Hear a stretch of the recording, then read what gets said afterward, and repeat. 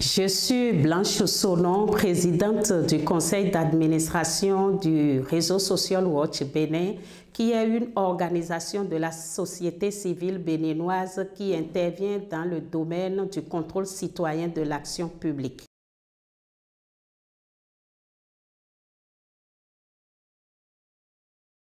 Pour renforcer plus efficacement le leadership des femmes béninoises, il nous faudra changer d'approche, adopter des stratégies plus efficaces de promotion, de soutien à la participation des femmes aux instances de décision.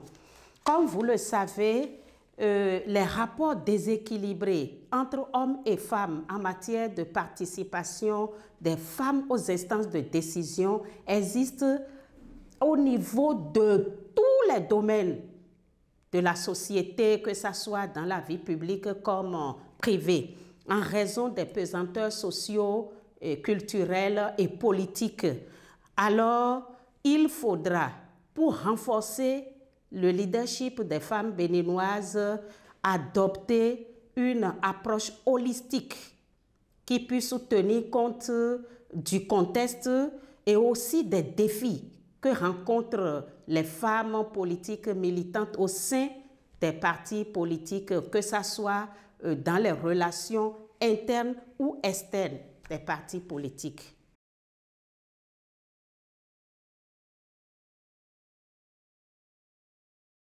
En matière de place de la femme, en matière de prise de décision, le constat est alarmant et constitue même une préoccupation. Malgré les efforts conjugués du gouvernement, de la société civile et des partenaires techniques au développement, la représentation des femmes dans les instances de prise de décision demeure un défi au Bénin. Les femmes participent très peu au processus électoraux.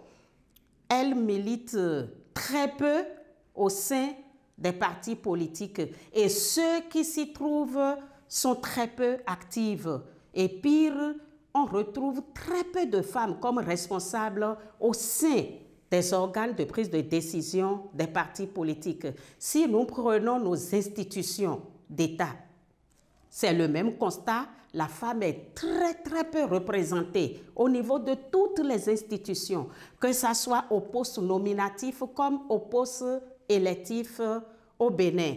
Et pour preuve, vous avez constaté comme moi que après la publication des listes électorales par la Sénat dans le cadre des élections communales du 17 mai prochain, nous avons constaté que les femmes sont très peu positionnées et pour la plupart mal positionnées. Donc, le ver est toujours dans le fruit. Le ver est toujours dans le fruit. Donc, nous constatons que malgré le plaidoyer que Social Watch Bénin a eu à faire à l'endroit des formations politiques afin qu'ils puissent positionner assez de femmes sur leur liste électorale et surtout les bien positionnées, on remarque que les femmes sont certes positionnées, mais pas assez, et plus pas suffisamment et bien présentées. En effet, les 5 listes de candidatures dégagent 90,57% de candidatures masculines contre seulement 9,43% de candidatures féminines. Des 9,075% de titulaires sur les listes, le pourcentage de femmes titulaires n'est que de 8%. 11% de femmes sont candidates suppléantes contre 89% d'hommes. Vous convenez avec moi qu'avec ces statistiques, ces évidences, nous ne pouvons pas espérer grand-chose en matière de représentation de la femme pour les communales prochaines. Et c'est pourquoi les pronostics issus de l'analyse que Social Watch Bénin a faite nous donnent des pronostics qui tournent autour de 4,32% de femmes.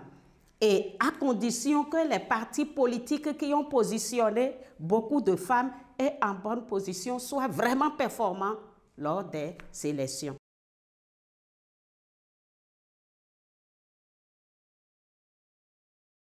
Tout d'abord, permettez-moi de rappeler qu'au Bénin, nous ne sommes pas encore à la parité, malheureusement. Malheureusement, pourtant, nous sommes cités en modèle de démocratie en Afrique de l'Ouest.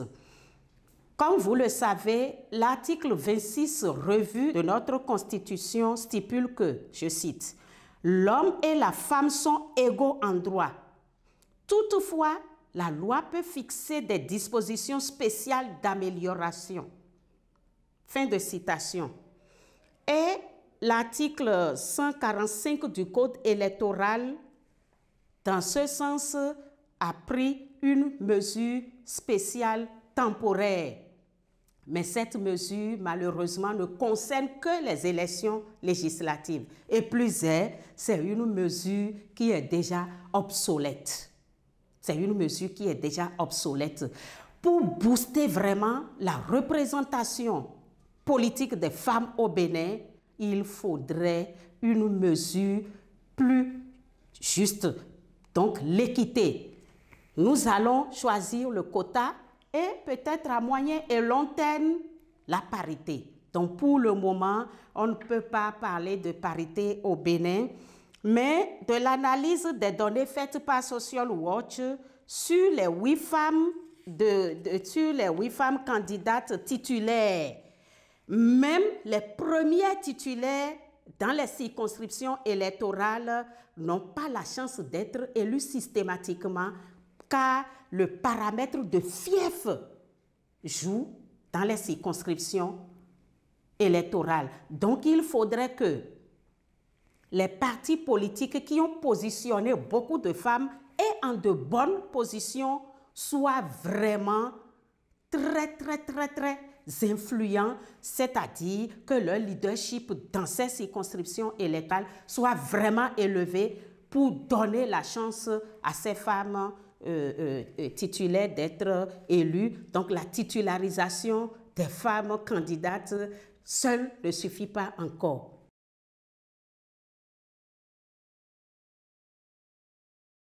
Oui, pour encourager la participation des femmes aux élections au Bénin, il faut une approche holistique. Mais la toute première condition, c'est la volonté politique nationale, sans laquelle tout effort serait vain. D'abord, il faut une revue de notre législation, améliorer les textes de loi en matière d'élection. Parce que vous avez constaté récemment, le Bénin a fait une revue législative en matière politique. Mais ce n'est pas encore ces dispositions qui vont améliorer la représentation des femmes dans le domaine politique. Parce qu'il y a encore des plombs. Et le tout premier plomb, ce sont les chiffres, les montants qu'il faut donner pour être éligible. Pour être éligible. Vous savez que la pauvreté est féminine en Afrique de façon générale et plus particulièrement au Bénin. Donc, les femmes n'ont pas le pouvoir financier. Donc, ça veut dire que cette mesure, excusez-moi le vilain mot, c'est une mesure discriminatoire en défaveur des femmes. Donc, il faut alléger la caution. Et en dehors de ça, il faut vraiment prendre une mesure spéciale temporaire, digne de ce nom. Digne de ce nom, comme le quota. Et le cas échéant, les leaders politiques seront obligés de respecter cette mesure pour améliorer un tant peu, pour booster la présence des femmes dans les instances de prise de décision politique dans notre pays.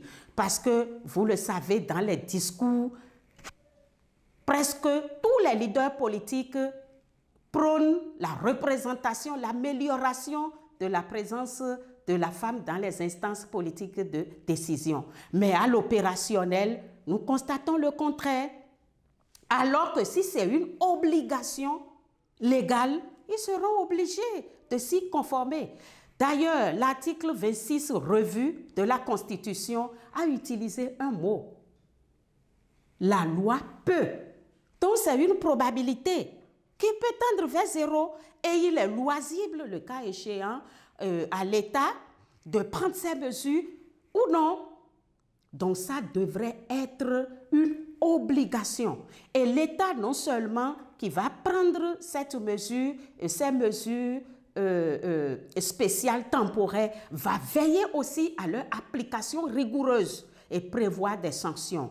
Et dans la répression, il doit avoir aussi de rigueur et l'impartialité. Et je crois qu'avec cette volonté politique nationale, ça peut faire bouger les lignes, faire évoluer de façon dynamique, de façon remarquable et pérenne les habitudes, les perceptions et surtout les pensées. Parce que les stéréotypes, les pesanteurs sociaux, culturels, souvent véhiculés par les médias, constituent aussi un plomb. Donc, il faudrait associer aussi les médias, les impacter, les former sur la représentation, la nécessité, les enjeux de l'amélioration de la participation des femmes aux instances de prise de décision politique. Aussi, devons-nous continuer à renforcer les capacités des femmes candidates et celles potentielles candidates.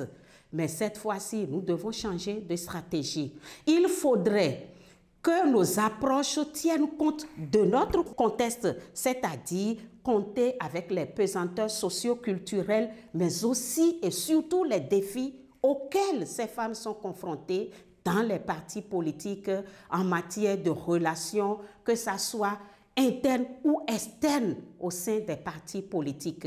Et il faudrait que nos approches soient aussi holistiques pour impacter aussi les hommes. Parce que le genre, ce n'est pas que la femme, ce n'est pas la femme, mais ce sont les relations qu'entretiennent les femmes, les relations sociales, j'entends, qu'entretiennent les femmes et les hommes dans une société donnée. Donc nous devons impacter davantage les hommes qui doivent changer de mentalité. Mais le problème aussi est à quel niveau? Vous savez que la population béninoise est à plus de 60% analphabète. Donc nous devrons peser aussi sur le pilier de l'éducation, l'éducation au sens intégré. Donner aussi la possibilité à ces femmes, à ces jeunes femmes de nos communautés à la base qui sont illettrées et qui sont analphabètes. Et le cas échéant, formuler des modules de formation en alphabétisation fonctionnelle et en français fondamental afin de leur donner aussi la chance de pouvoir entrer dans les compétitions avec les hommes. Parce que des leaders politiques ont partagé avec nous leur difficulté de pouvoir avoir des femmes à positionner sur leur liste électorale, surtout dans nos villages. Donc, il faudrait non seulement continuer à impacter les femmes déjà qui ont déjà le goût du risque politique, mais aussi susciter l'envie au niveau des autres femmes et constituer aussi une pépinière de femmes leaders, championnes, mais aussi les hommes et les jeunes hommes. Sans eux, nous ne pouvons pas grand-chose.